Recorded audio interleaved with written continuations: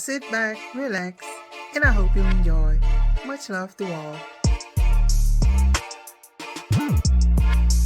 Sefer Hasidim.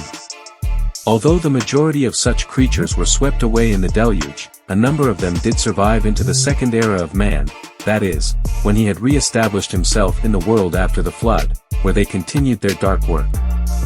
Many of these entities were demons, either invisible or partially visible to the human eye, but were implacably opposed to humankind and continually sought ways to injure or kill God's children. No one was exempt from their attack, and books such as the Sefer Hasidim or Book of the Pious are filled with anecdotes and stories concerning their wiles and maliciousness. These beings were subtle, seeking to subvert men and turn them from good and the worship of God through devious measures and stratagems. This was the original notion of such entities, although much later opinions on demons and monsters in Semitic theological thought became more divided.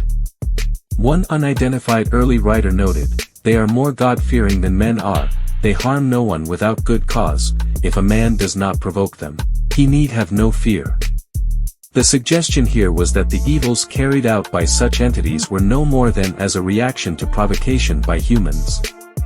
This, however, was in no way to diminish their supernatural powers, and if they chose to strike out in retaliation, they would do great injury and harm in the mortal world.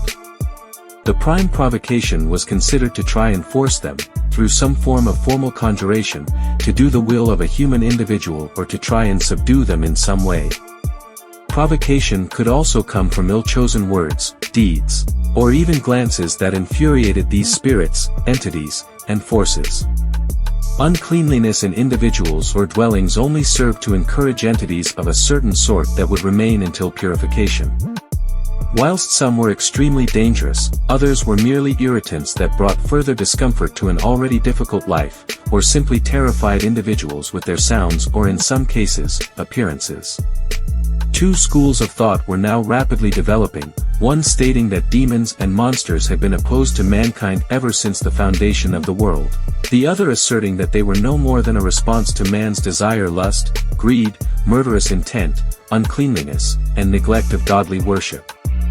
Stories supporting both views circulated widely and are recorded in a wealth of literature, stories of unprovoked attacks on travelers by evil spirits, of ill luck dogging a family following some inadvertent act, of a subsequent illness, deriving from the evil eye, or of invocations for the lifting of a sickness caused by demons.